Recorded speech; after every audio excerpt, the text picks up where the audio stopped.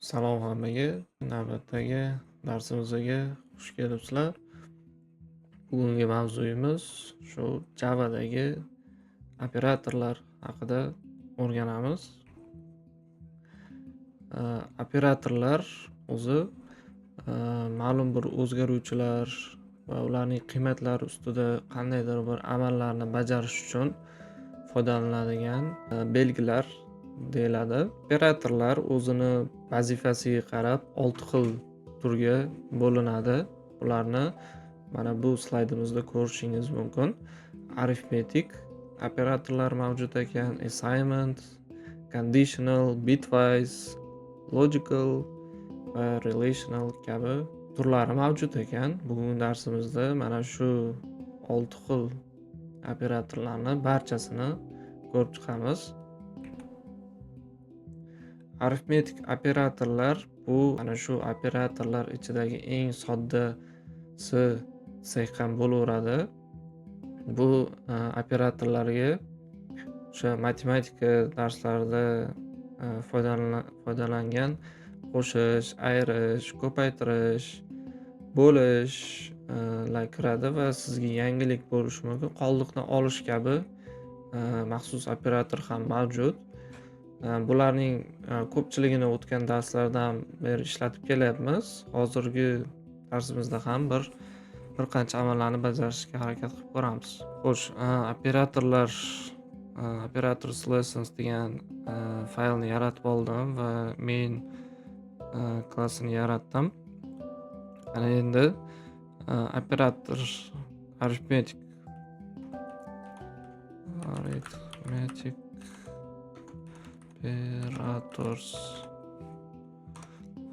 arifmetik operatorlarga qo'shish, ayirish, ko'paytirish, bo'luv slash orqali va mana bunday foiz ko'rinishdagi belgilar kirar ekan. Ana endi a deb qandaydir 14 o'zgaruvchisini yaratib olamiz va 6 yana bir o'zgaruvchi yaratamiz b degan va unga 6 qiymatini berdik va c degan o'zgaruvchimiz. Xo'sh, mana shu c o'zgaruvchimiz a o'zgaruvchisini bo'lingan b o'zgaruvchisi qilib, xo'sh, mana bu yerda oddiy arifmetik amallarni bajaryapmiz. Ya'ni a ni b ga bo'lib, qiymatini c o'zgaruvchisiga assign qilyapmiz. Xo'sh, mana shu c o'zgaruvchisini konsolga chiqarib ko'radigan bo'lsak, mana ko'rib turganingizda 2 soni chiqdi. Lekin 14 ni 6 ga bo'ladigan bo'lsak, bizda to'liq 2 soni bo'lmaydi. 2 dan keyin qoldiq sonlari chiqadi, lekin mana bu saqlayotgan rezultatimizni data tipi integer bo'lganligi uchun hozir bizda 2 soni chiqyapti. Bu arifmetiklarimizni tushunib olish qiyin emas. Bularni o'zingiz ham bajarib ko'ring. Mana bu yangi belgini hozir ko'rib chiqamiz. Bu belgi qoldiqni olib beruvchi belgi hisoblanadi. Misol qilib, hozir dasturimizni ishga tushiradigan bo'lsak, mana bu qoldig'imiz 2 ga teng bo'lib qolyapti. Sababi 14 ni 6 ga bo'ladigan bo'lsak, 2 kara 6 12 bo'ladi va qoldig'imiz 2 ga teng bo'ladi. Agarda mana shuni 15 soniga o'zgartiradigan bo'lsak, 3 chiqyapti. Sababi 6 ni 15 ga bo'ladigan bo'lsak, qoldig'imiz 3 bo'lyapti. Xo'sh, mana shu foiz belgisi orqali siz qoldiqlarni hisoblab topishingiz mumkin bo'ladi. Xo'sh, arifmetik operatorlar shular. Keyingi turimiz bu assignment operatorlari hisoblanadi. Mana ko'rib turganingizdek assignment operatorlari tenglik belgisidan tashkil topgan bo'ladi va ular o'zgaruvchilarga qiymatlar tayinlash uchun foydalaniladi.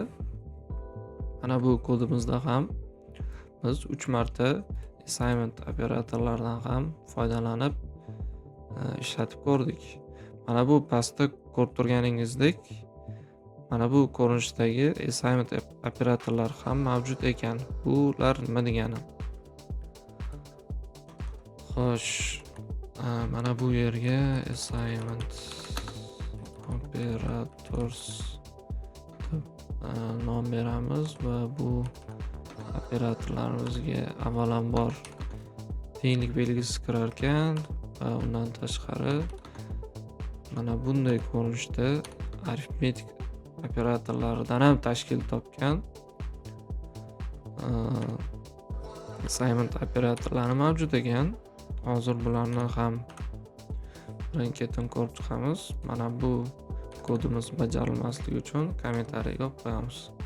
Agarda bizda n nomli o'zgaruvchi mavjud bo'lsa va unda to'r saqlansa va mana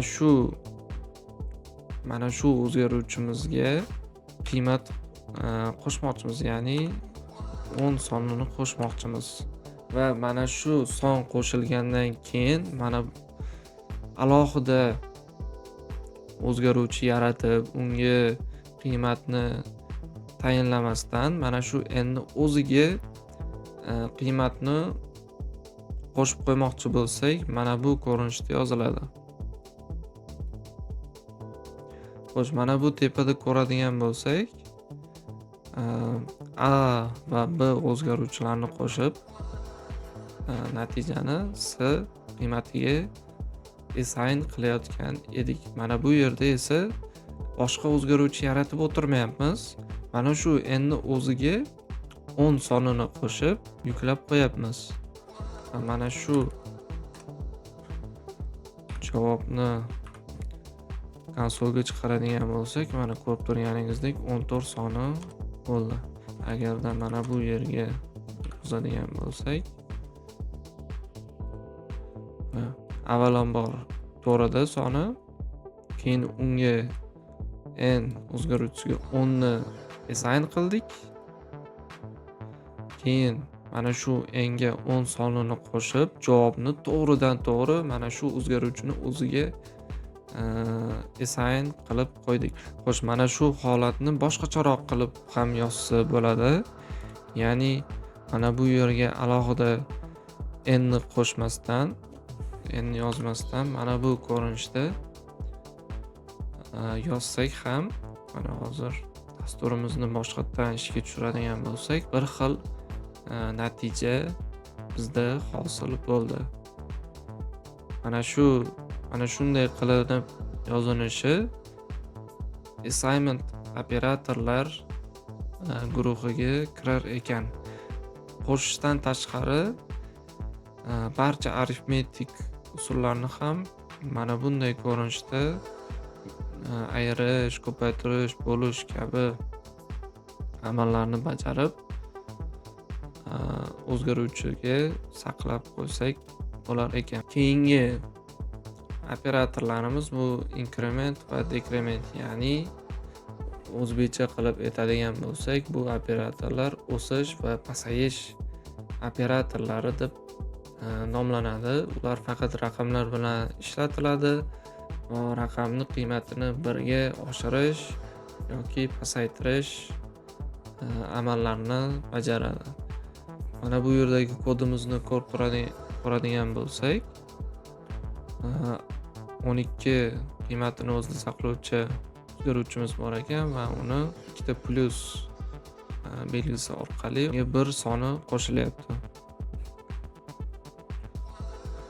Xo'sh, mana bu yerga ham alohida yozib ketamiz. Increment and decrement operators deb Xo'sh, operators, ya'ni endi to'g'ri yozildi. Bu operatorimizga 2 xil belgi mavjud ekan. Xo'sh, integer m deb son yaratib olamiz. 10 degan va mana shu o'zgaruvchimizni qiymatini 1 ga mana shunday sodda ko'rinishda oshirib qo'ysak bo'lar ekan. Qani endi mana shu o'zgaruvchimizni konsolga chiqarib ko'ramiz va mana bu qismni vaqtincha kommentariyaga olib qo'yamiz.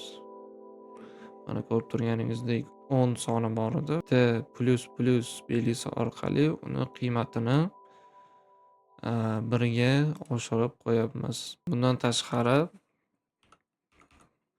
mana bu ko'rinishda ham dekrement operatori mavjud ekan. Bu esa xuddi ++ ga o'xshab bir sonini qiymatdan ayiradi. Hozir kodimizni ishga tushiradigan bo'lsak, dastlab 11 soni, 10 ga 1 soni qo'shildi, keyin esa 1 soni ayrildi va natijamiz 10 ga teng bo'ldi. Xo'sh, yaxshi. Bu operatorlarni o'zgaruvchilar qiymatini o'zgartirib, o'ziga assign, ya'ni o'ziga qiymatni qabul qilar ekan. Shuning uchun ham raqamlarni o'ziga bu operatorlarni ishlata olmaymiz. Misol qilib, mana bunday ko'rinishda biz bu operatorlarni foydalana olmaymiz. Albatta mana bu operatorning oldida literallar emas, balki o'zgaruvchilar bo'lishi lozim ekan va bunday ko'rinish yozilishi illegal statement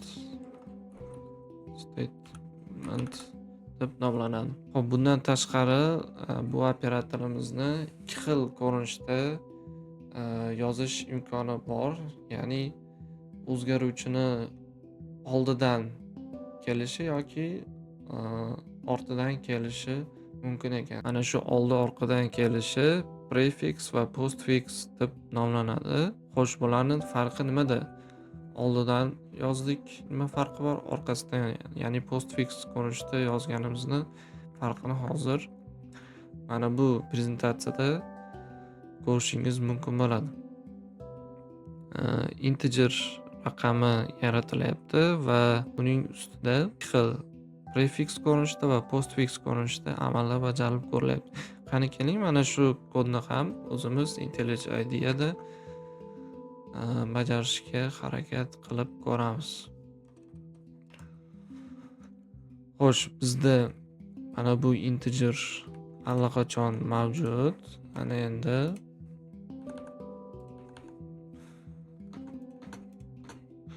endi mana shu m dan foydalangan holda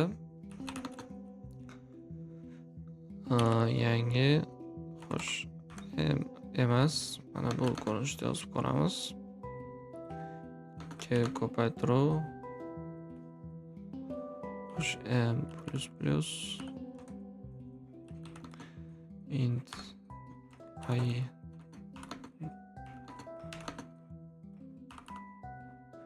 xo'sh, m.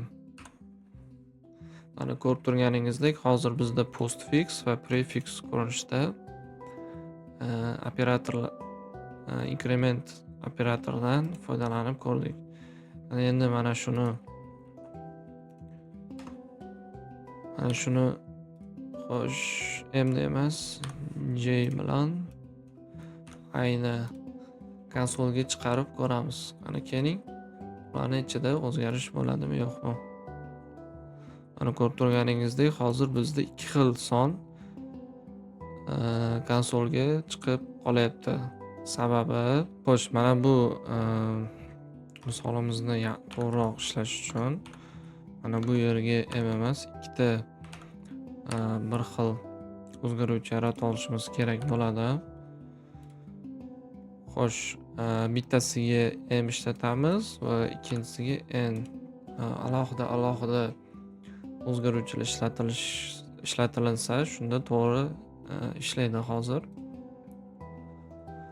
Xo'sh, ana endi dasturimizni natijasiga ko'radigan bo'lsak, bizda ikkita bir xil qiymatga ega o'zgaruvchilar bor va ularni ikkalasini ham 2 soniga ko'paytirdik. Lekin mana bu inkrement operatori bittasi postfix va bittasi prefix ko'rinishda kelganligi tufayli bizda natija ikki xil chiqib qolyapti.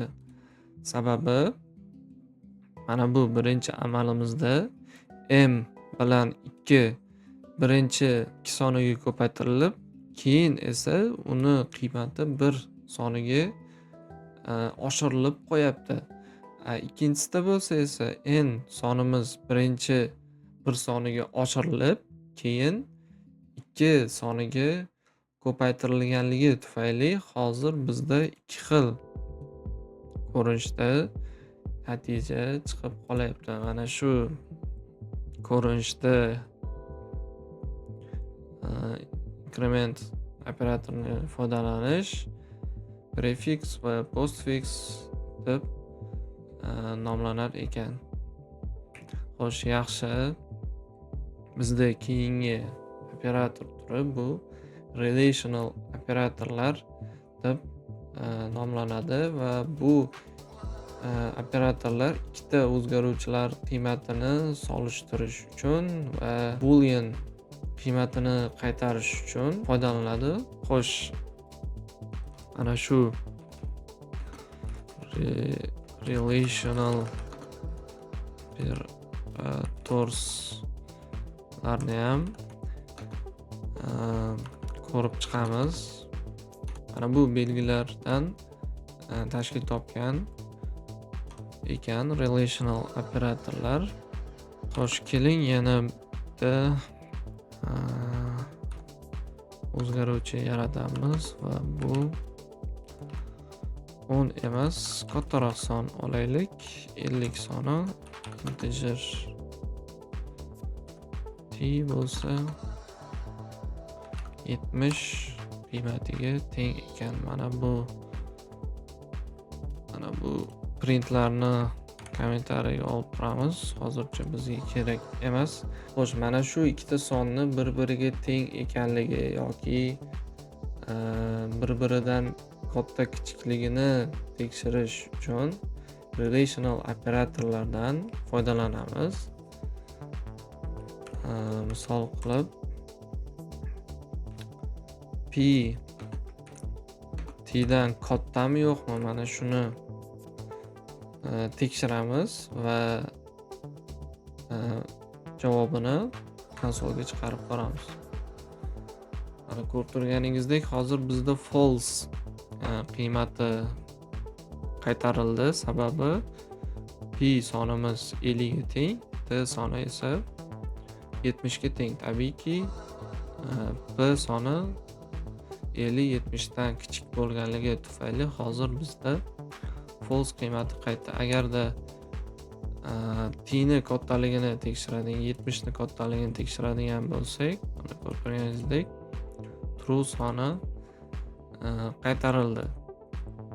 Va bundan tashqari mana shu ikkita o'zgaruvchi bir-biriga tengligini tekshirish uchun mana bu ikkita tenglik belgisidan foydalanamiz. Mana dasturimizni ishga tushiradigan bo'lsak, hozir bizda xatolik chiqaryapti. Sababi 50 bilan 70 bir-biriga teng emas.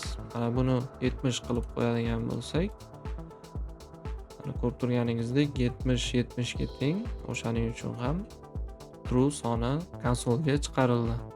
Va bundan tashqari katta yoki tenglik belgisi ham mavjud ekan. Bu belgini oddiy katta belgisidan farqi, agarda biz mana buni o'rniga t ni kattaligini tekshiradigan bo'lsak, mana ko'rib turganingizdek javobda esa bizda false qiymati qaytyapti. Sababi bu ikkita o'zgaruvchi bir-biriga teng.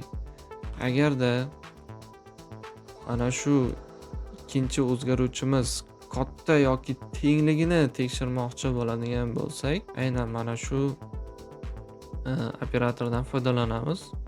Dasturimizni ishga tushiradigan bo'lsak, mana ko'rib turganingizdek true soni qaytyapti va bizda oxirgi operatorimiz bu undov belgisi bor ekan. Undov belgisi bu birinchi o'zgaruvchi ikkinchi o'zgaruvchiga teng emasligini tekshirib beradi. Ya'ni hozir bizda 70 bilan 800 sonlari mavjud ekan. Mana shu sonlarni bir-biriga teng emasligini bu operatorimiz tekshirib beradi. Mana ko'rib turganingizdek 70 bilan 800 bir-biriga teng emas. Shuning uchun ham bizda true qiymati qaytib kelyapti. Agarda mana buni 70 qilib qo'yadigan bo'lsak, 70 ga teng bo'lganligi tufayli false qiymati bizda konsolga chiqarilyapti. Xo'sh, o'ylaymanki tushunarli bo'ldi. Yana bir marta qaytarib olamiz. Ikkita tenglik belgisi bu ikkita o'zgaruvchini qiymati tengligini tekshirib beradi. Bunisi birinchi qiymat kattaligini, ikkinchisi esa birinchi qiymat kichikligini tekshiriladi. Ikkinchisi esa qiymat kichik yoki tengligini, oxirgi operatorimiz bo'lsa qiymatlar teng emasligini tekshirib beradi. Xo'sh, navbatdagi operatorlar turlari bu logical operatorlar deb nomlanadi va bu operatorlar ikki va undan ortiq boolean qaytaruvchi statementlarni bir-biri bilan solishtirish uchun foydalanadi. Xo'sh, o'tgan darsda biz scanner klassini o'tgandik. Mana shu scanner klassini bugungi darsimizda praktika sifatida yana bir bor ishlatishga harakat qilamiz. Keling. Scanner klassi orqali read input deb o'zgaruvchi yaratib olamiz va new keyword orqali scanner obyektini yaratib olamiz va bu skannerimiz system inputdan o'qish kerakligini parametr sifatida berib o'tamiz va read input orqali sonlarni next int metodi orqali o'qib olardik va mana shu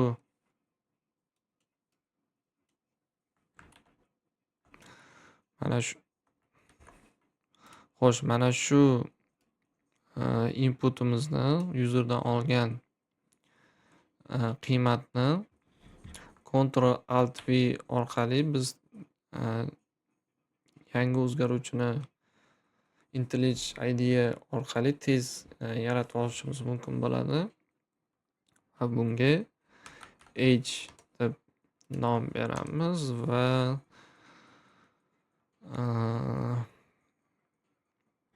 boolean o'zida saqlovchi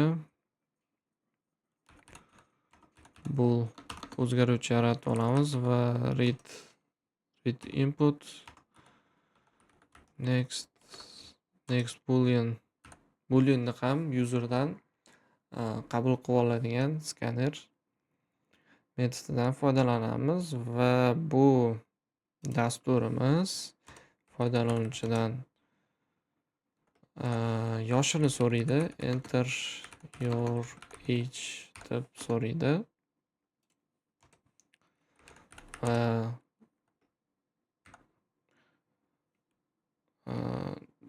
do you have driving license deylik. Ya'ni sizni mashina haydash uchun pravangiz bor yo'qligini tekshirib beradi. Xo'sh, ya'ni userdan, foydalanuvchidan yoshini va bundan tashqari userni mashina haydash uchun pravasi bor yo'qligini so'rab beradigan dastur yaratamiz. Xo'sh, mana shu ikkita o'zgaruvchini endi relational operatorlar orqali solishtirishimiz kerak bo'ladi. Agarda yoshi 18 ga teng yoki undan katta bo'ladigan bo'lsa, true qiymati qaytariladi va foydalanuvchining pravasi true ekanligini tekshiramiz va agarda foydalanuvchining yoshi 18 dan katta bo'lsa va uning pravasi bo'ladigan bo'lsa,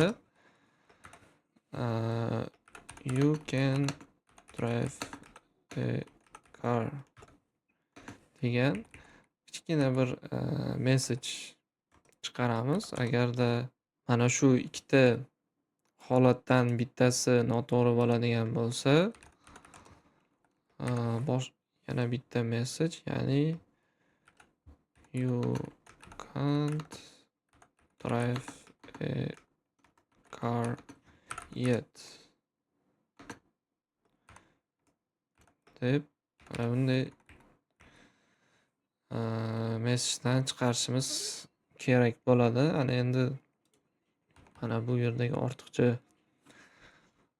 printlarni kommentariyaga olib turamiz va dasturimizni ishga tushirib ko'ramiz. Yoshingizni kiriting. Bizning yoshimiz misol qilib 17 yosh bo'ladigan bo'lsa va true qaytaradigan bo'lsak, mana ko'rib turganingizdek bizga 17 yosh bo'lganligimiz uchun mashina haydolmaysan deb message chiqaryapti. Agarda yoshimiz 18 va pravamiz bo'ladigan bo'lsa, mana ko'rib turganingizdek siz mashina hayda olasiz degan message chiqaryapti. Xo'sh, logical operatorlari mana shunday ko'rinishda foydalanadi. Agarda bizga bir qancha statementlarni o'zaro tekshirish kerak bo'ladigan bo'lsa, aynan mana bu uch xil belgilardan foydalangan holda dasturlarni yozishimiz mumkin bo'ladi. Xo'sh, mana bu belgining ma'nosi, agarda mana bu belgining nomi va deb nomlanadi, ya'ni mana bu birinchi statement to'g'ri bo'lsa va ikkinchi statement to'g'ri bo'ladigan bo'lsa, mana bu kodimiz ishlaydi. Agarda mana bu ikkita statementdan bittasi ham false bo'ladigan bo'lsa, mana bu statementimiz ishlaydi va bundan tashqari or yoki degan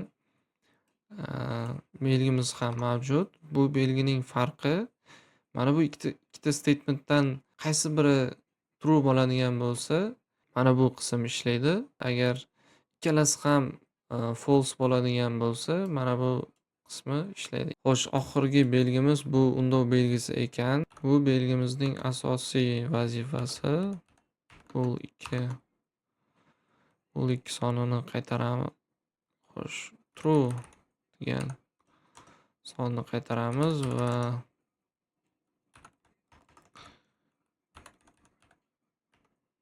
undov belgisi mana shunday ko'rinishda o'zgaruvchilar oldida foydalansa bo'ladi. Agarda mana bu qismni kommentariyaga olib turamiz. Mana ko'rib turganingizdek true sonimiz false ga qaytarib qo'ydi. Ya'ni bu operatorimiz agar booleanimiz true bo'lsa false qilib qo'yadi, false bo'lsa true qilib qo'yadi. Bo'ldi, mana shu asosiy vazifasi shu. Mana ko'rib turganingizdek false bo'lsa true qilib qo'yar ekan, true bo'lsa false qilib qo'yadi. Bo'ldi. Xo'sh, mana bu slaydimizda logical operatorlarni qanday qilib qachon true yoki qachon false qaytishini ko'rib chiqishingiz mumkin bo'ladi. Mana bu orda ikkita statementdan bittasi true bo'lsa true qaytadi. Ikkita statement ham true bo'lsa true qaytadi. Agarda ikkala statement ham false bo'ladigan bo'lsa, shunda false qaytadi.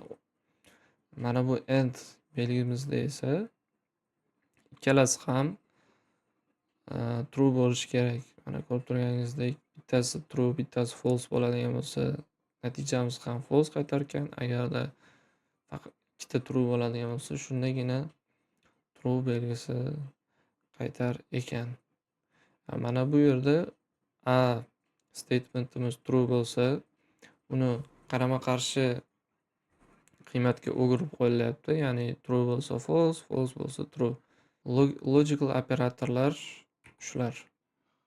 Xo'sh, judayam yaxshi.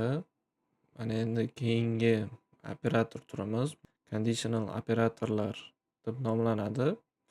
Bu operatorimizning maxsus belgisi bu so'roq belgisidan iborat va bu so'roqdan oldin kelgan boolean expressiondan qaytgan natijaga qarab qaysi mana bu ikki xil kod bloklardan qaysi birini bajarish kerakligini hal qiladigan operator turi hisoblanadi. Ba'zi manbalarda o'qib qoladigan bo'lsangiz, aynan mana shu conditional operatorni ternary operator deb ham maqolalarda nomlab kelishi mumkin. Mana shu operatorni keling bir kodda foydalanib ko'ramiz. Xo'sh, tasavvur qilaylik, bizda ikkita son mavjud. Birinchisi number 1 bo'lsa, ikkinchisi esa num2 va bu ikkinchi o'zgaruvchimiz 140 soniga teng. Ana endi biz mana shu ikkita sondan eng kattasini topib olmoqchimiz. Bunday holatlarda int max degan holda teng qilamizda va mana shu ikkita sonni katta kichikligini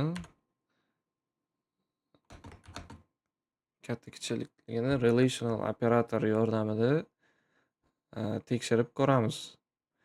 Agarda birinchi o'zgaruvchimiz katta bo'ladigan bo'lsa,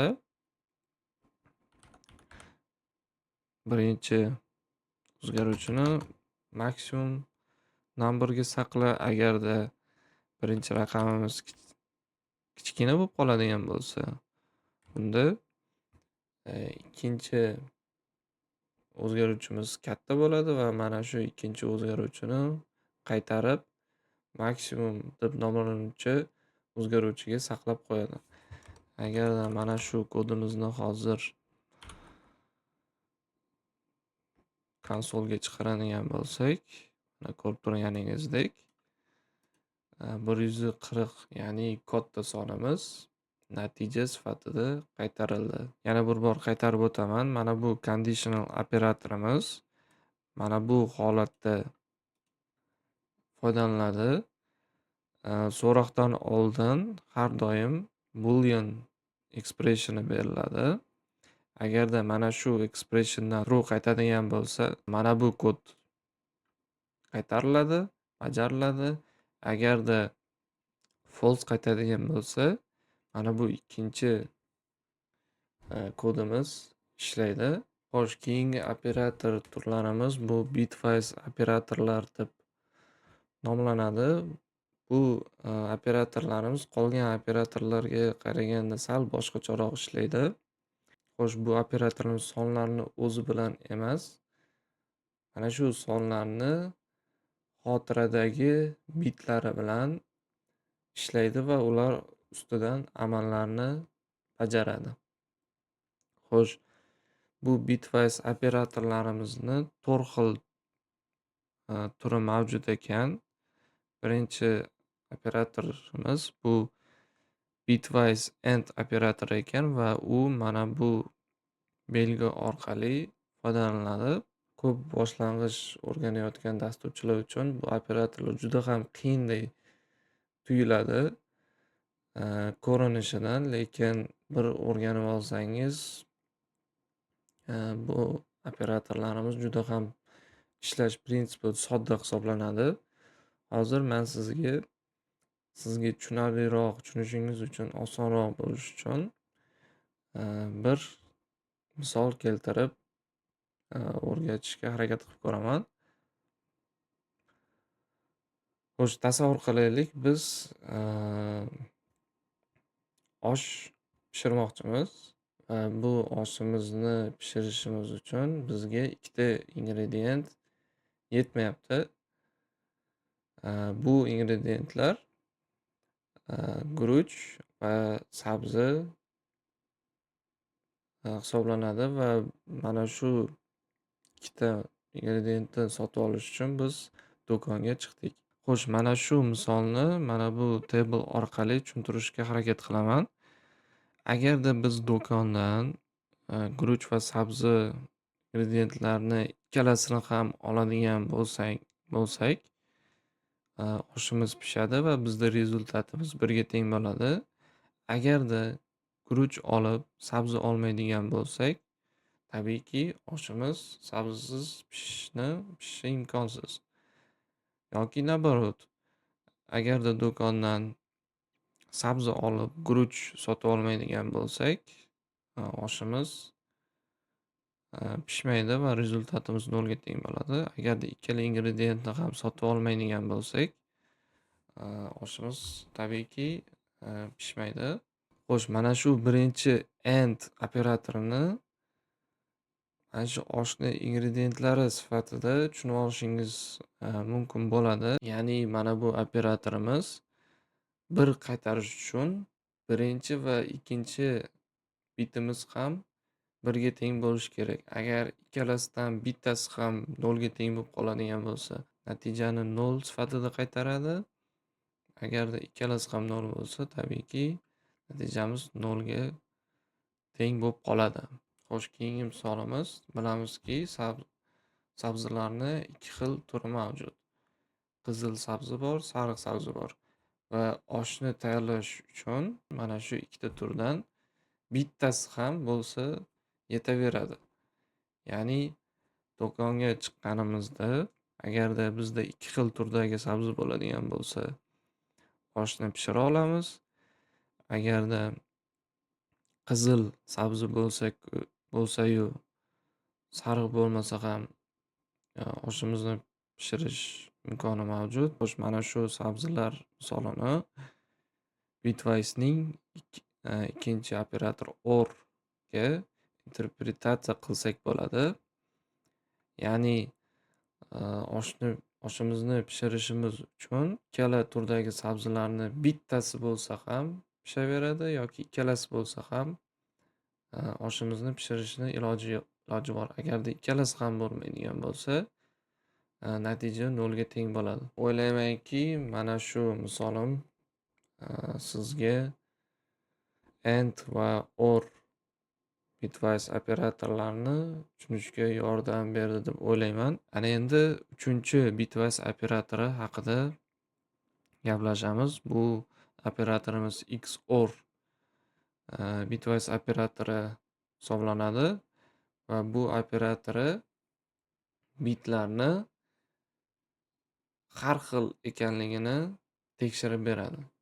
Ya'ni mana bu table'ga qaraydigan bo'lsak, ikkita bir xil bitlar keladigan bo'lsa, nol qaytaradi. Agarda ikki xil bit keladigan bo'lsa, ya'ni mana bu yerda ko'rib turganimizdek, bittasi 1, bittasi 0 bo'ladigan bo'lsa, natijamiz 1 ga teng bo'ladi. Agarda yana ikkita bir xil 0 keladigan bo'lsa, natijamiz 0 ga teng bo'ladi. Umumiy qilib aytganda, XOR operatorimiz bitlarni har xil ekanligini, bir-biriga o'xshamasligini tekshirib beradi. Xo'sh, juda ham yaxshi. Biz hozir bitwise operatorlarini teoriyada qanaqa ishlanishini o'rganib oldik. Ana endi mana shu operatorlarni aynan Javada kodda qanaqa ishlatilishini hozir o'rganib olamiz. Xo'sh, kodimizda bitwise operators deb yozib olamiz va bitwise operatorlarga and operatori or, keyin esa XOR. Xo'sh, bu emas, XOR va not operatorlari kirar ekan. Ana endi ikkita x va y nomli o'zgaruvchilar yaratib olamiz va unga 3 va 5 sonlarini kiritamiz. Xo'sh, juda ham yaxshi. Biza aytganimizdek, bitwise operatorlari sonlar bilan emas, sonlarning xotiradagi bitlari bilan to'g'ridan-to'g'ri ishlaydi. Mana shu sonlarni ikkilik sanoq sistemasiga o'girib olishimizga to'g'ri keladi. Xo'sh, ikkilik 3 bilan 5 ning ikkilik sanoq sistemasidagi ko'rinishi mana shunday yoziladi. Ana endi yangi result deb mana shu ikkita o'zgaruvchimizning qiymatlarini bitwise operatorlari orqali solishtirib ko'ramiz. Xo'sh, agarda birinchi AND operatori orqali ishlatib ko'ramiz. Xo'sh, mana shu rezultatni Java o'zi ishlagan rezultatni hozir konsolga chiqarishdan oldin keling o'zimiz teoriyani o'rganganligimiz tufayli javobni topishga harakat qilib ko'ramiz. Xo'sh, AND operatorini eslab olamiz. Faqatgina ikkita bit birga teng bo'ladigan bo'lsa, bir soni qaytadi, qolgan barcha holatlarda 0 soni qaytadi. Shuning uchun ham birinchi qatorimizda ikkita 0 bo'lganligi tufayli 0 bo'ladi. Ikkinchi qatorda esa bitta 0, bitta 1 bo'lganligi tufayli AND operatori 0 qaytaradi. Bunday holatlarda o'shaning uchun ham 0. Uchinchi qator ham xuddi shunday. To'rtinchi qatorda ikkita 1 soni bo'lganligi tufayli natija 1 qaytadi. Ana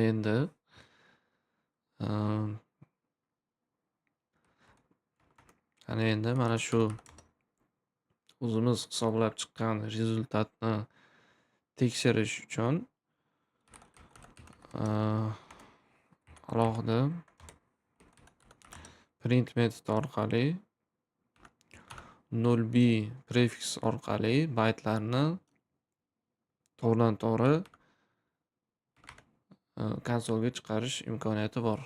Agarda printni parametriga mana shunday ko'rinishda 0b deb prefiks beradigan bo'lsangiz, kompilyator mana bu 0b dan kelgan sonni ikkilik sanoq sistemasida berilgan ekan deb tushunadi va uni o'nlik sanoq sistemasiga o'girib konsolga chiqarib beradi.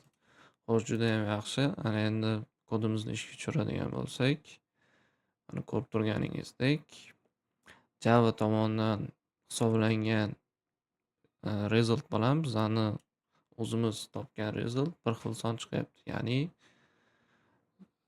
3 bilan 5 ning bitlarini AND operatori orqali solishtiradigan bo'lsak, javobimiz 1 ga teng bo'lar ekan. Xo'sh, juda ham yaxshi. Ana endi bitwise'ning ikkinchi OR operatorini ishlatib ko'ramiz. Mana buni ham boshqatdan o'zimiz teoriyani bilganligimiz tufayli o'zimiz ishlab ko'ramiz. Xo'sh, agarda OR operatorini ishlatadigan bo'lsak, eslab olamiz. Ikkita bitdan bittasi 1 bo'lsa 1 qaytadi, ikkita bit ham 1 bo'lsa 1 qaytadi. Agarda ikkita 0 bo'ladigan bo'lsa, 0 javobi qaytadi. Shuning uchun ham birinchi qatorimiz 0 ga teng bo'ladi. Ikkinchi qatorimiz ikkita bitdan bittasi 1 bo'lganligi tufayli 1.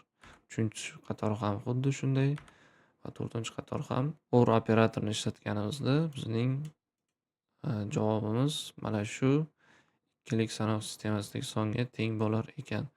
Ana endi mana shuni javobimizni Java tomonidan hisoblangan javob bilan tekshirish ko'ramiz. Mana ko'rib turganingizdek, bizning javob to'g'ri chiqadi. Xo'sh, juda ham yaxshi. Ana endi 3-chi bitwise operatori XOR operatorini ishlatib ko'ramiz. XOR operatori bitlarni bir xil emasligini tekshirib beradi. Agarda ikkita bit bir xil bo'ladigan bo'lsa, ikkita 1 bo'ladigan bo'lsa yoki ikkita 0 bo'ladigan bo'lsa 0 qaytariladi. Agarda bittasi 1, bittasi 0 bo'lsa 1 soni qaytaradi. Ya'ni bir xil emasligini tekshirib beradi XOR operatorimiz. Birinchi qatorda ikkita 0 bo'lganligi tufayli bizda 0 qaytadi. Ya'ni ikkalasi ham o'xshash son. Ikkinchisida esa har xil bo'lganligi uchun 1, uchinchi qatorda ham xuddi shunday. To'rtinchi qatorda 0 soni qaytadi. Ana endi bu sonimizni ham tekshirib ko'ramiz. Dasturni ishga tushiradigan bo'lsak, mana ko'rib turganingizdek, sonlarimiz 6 ga teng bo'lar ekan. Xo'sh, juda ham yaxshi. Endi oxirgi operatorimiz bu not operatori ekan. Bu operatorimiz qanday vazifani bajaradi? Bu operatorimiz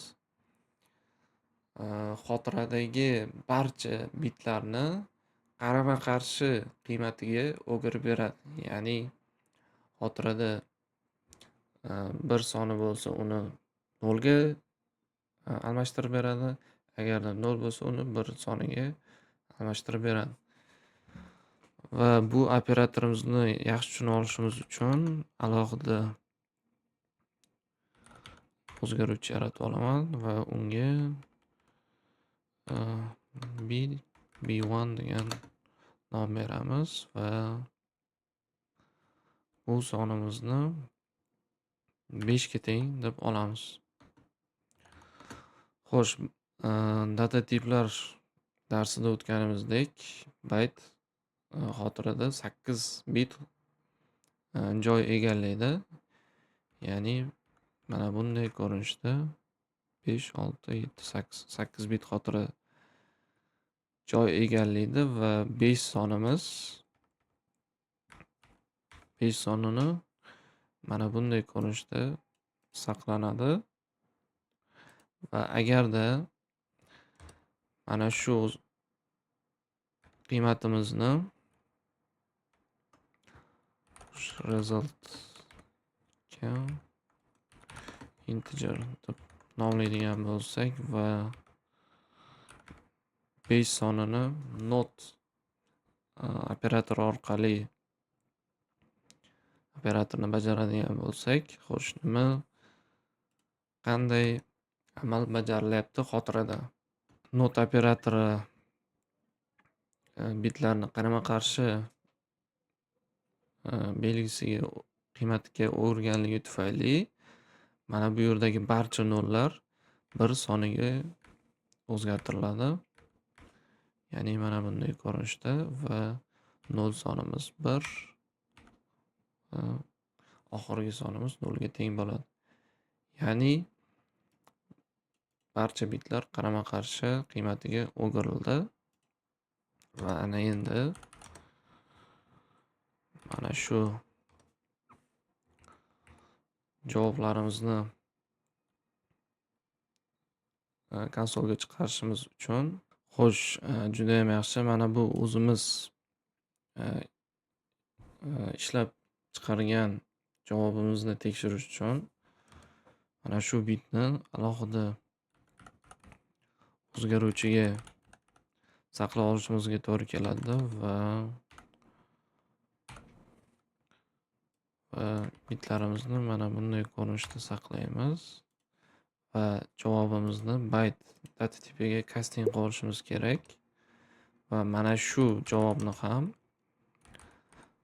konsolga chiqaramiz. Xo'sh, tepadagi mana bu ikkita printni kommentariy olib turamiz va dasturimizni ishga tushiradigan bo'lsak, mana ko'rib turganingizdek, bizning javob ham Java tomonidan ishlangan javob ham bir xil qiymat chiqaryapti. Xo'sh, juda ham yaxshi. Bitwise operatorlari shular. Keyingi operator turi bu bit shifting operatorlari hisoblanadi va bu operatorlar bugungi darsimizda eng oxirgi operatorlar turlari bo'lib, bu operatorlar ham sonlarning xotiradagi bitlari bilan to'g'ridan-to'g'ri ishlaydi. Ya'ni mana shu bitlarni surish vazifasini bajaradi. Mana bu yerda ko'rib turganingizdek, bit shifting operatori ikki xil ko'rinishda ekan. Ya'ni o'ngga va chapga surish vazifasini bajarar ekan. Mana bu yerda misol keltirilgan. Bizda byte data tipidagi 50 soni bor ekan. 50 soni ikkilik sanoq sistemasiga o'giradigan bo'lsak, mana shunday ko'rinishga teng bo'ladi va mana shu bitlarni left shifting, ya'ni chapga surish operatori orqali xotira katakchalari bo'ylab bitlarni sura olish imkoniyatiga ega bo'lar ekanmiz. Mana bu yerda x o'zgaruvchisining qiymatini chap tarafga 2 marta sur degan ma'noni bildiryapti. Ya'ni dastlab bizda bitlar mana bunday ko'rinishga ega edi va bitlar chap tomonga 2 marta surilyapti. Mana ko'rib turganingizdek, bitlar mana bunday ko'rinishda turgan bo'lsa, shunchaki chap tarafga 2 marta surilib olinyapti. Xo'sh, keling mana shu operatorlarni ham kodda ko'rib chiqamiz hozir. Xo'sh, mana bu kod qismimizni vaqtincha kommentariyga olib turamiz. Bit shifting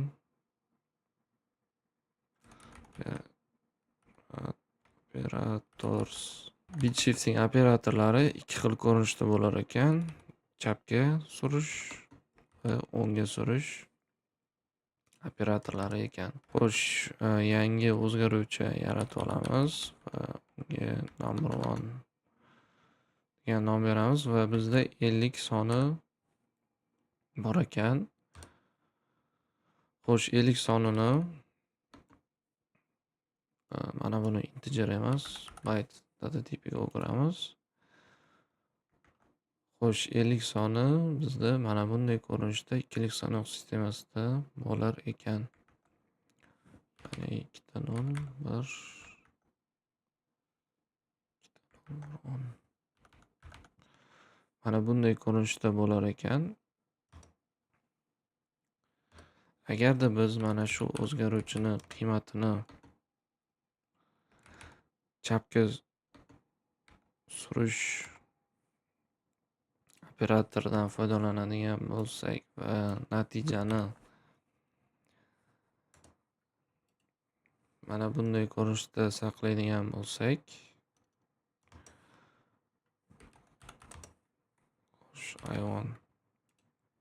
juda ham yaxshi. Agarda mana shu bitlarni chap tarafga suradigan bo'lsak, ko'rinishga kelib qoladi. Biz bilamizki, baytlarda 8 bit xotira bo'lganligi tufayli mana bu 0 baytni xotira miqdoridan chiqib ketadi va shuning uchun boshidagi 0 o'chirib yuboriladi. Mana bu yerda bo'sh qolib ketgan bit esa 0 bilan to'g'rilanadi. Agarda mana bu yerga 2 sonini qo'yadigan bo'lsak, sonimiz mana bu yerdagi bitlarimiz 1 marta emas, 2 marta chapga suriladi va bo'sh qolib ketgan katakchalar 0 bilan to'ldiriladi. Mana bu yerdagi baytni xotira qismidan chiqib ketgan bitlar esa o'chirib tashlanadi va natija mana bunday ko'rinishga kelib qoladi. Xo'sh, agarda biz hozir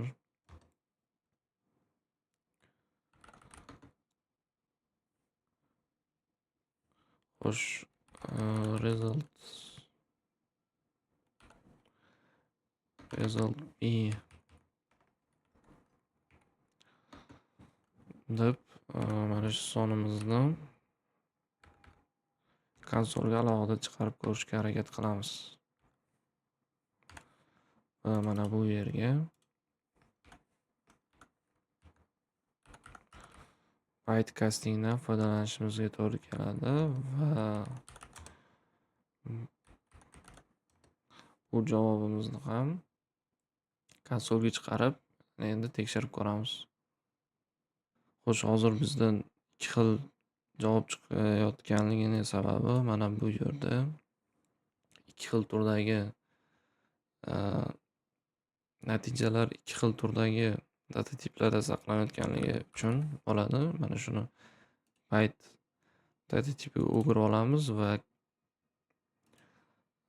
bytega casting qiladigan bo'lsak, mana ko'rib turganingizdek 50 sonini bitlari 2 marotaba chapga surildi va chapga surilganda mana bunday ko'rinishga kelib qoldi. Va mana shu sonimiz ikkilik sanoq sistemasida -56 soniga teng ekan. Xo'sh, yaxshi.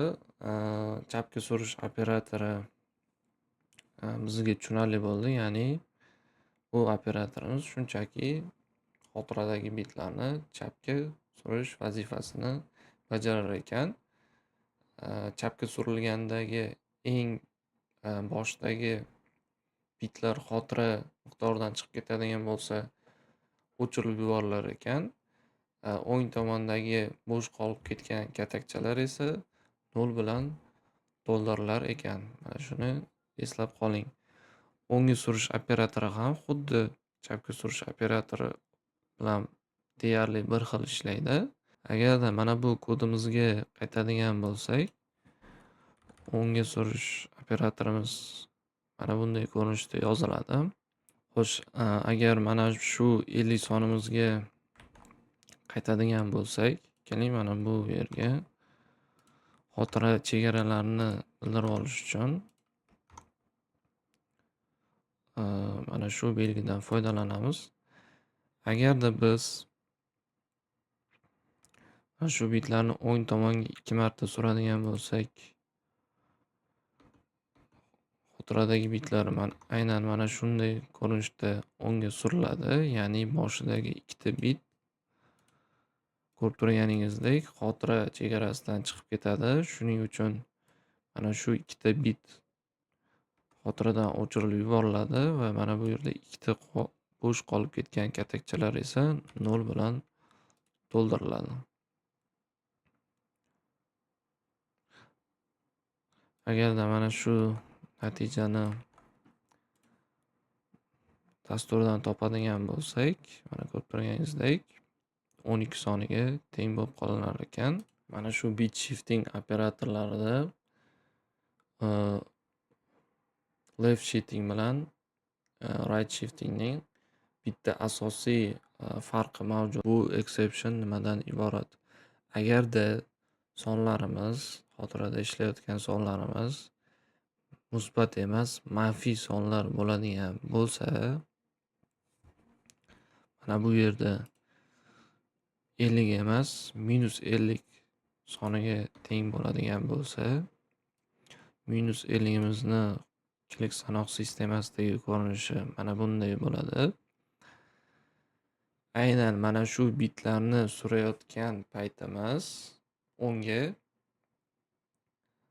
bo'sh qolib ketgan katakchalar 0 bilan emas, 1 bilan to'ldiriladi. Ya'ni nima demoqchiman? Agarda mana bu katakchalarni o'ngga 2 marta suradigan bo'lsak va mana bu yerda xotira chegarasi bo'ladigan bo'lsa, mana bu yerda ikkita bo'sh qolib ketgan katakchalar 0 bilan emas, 1 bilan to'ldiriladi. Aynan mana shu bo'sh katakchalar 1 bilan to'ldirilishi biz faqat va faqat manfiy sonlarni right shifting operatori orqali surayotganimizda sodir bo'ladi.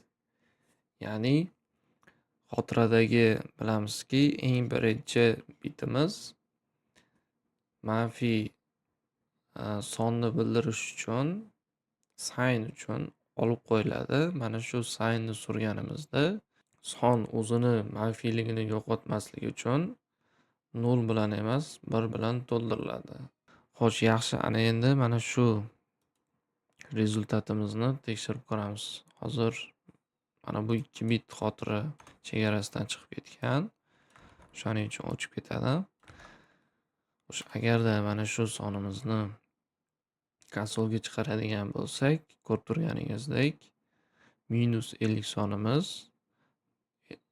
ko'rib turganingizdek, -50 sonini 2 marta o'ng tomonga surganimizda -13 soni chiqar ekan. Xo'sh, bit shiftinglar bo'yicha ma'lumotlar shular. Xo'sh, ana endi Javadagi operator precedence haqida gaplashib o'tamiz. Xo'sh, bu operator precedence nima degani?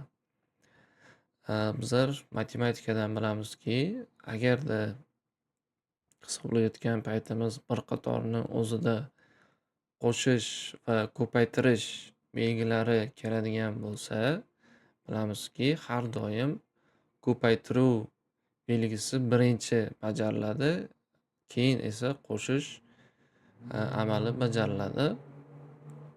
Javadagi operatorlar ham xuddi matematikaga o'xshab, qaysidir operatorlar birinchi bajariladi, qaysidir operatorlar keyinroq bajariladi. Mana shu bajarilish ketma-ketligiga operator precedence deb nomlanadi. Javadagi har bir operatorni o'zini bajarilish darajasi bor. Mana shu daraja qaysi operatorda baland bo'lsa, o'sha operator birinchi bajariladi. Xo'sh, agarda prezentatsiyamizni mana bu havola orqali o'tadigan bo'lsangiz, operatorlarni darajalarini ko'rib olishingiz mumkin bo'ladi. Mana ko'rib turganingizdek, har bitta Javadagi operatorlarni o'zini darajalari mavjud ekan. Qaysi operatorning darajasi baland bo'lsa, o'sha operator har doim birinchi bajariladi. Xo'sh, prezentatsiyamizni misolda ko'rib turganingizdek,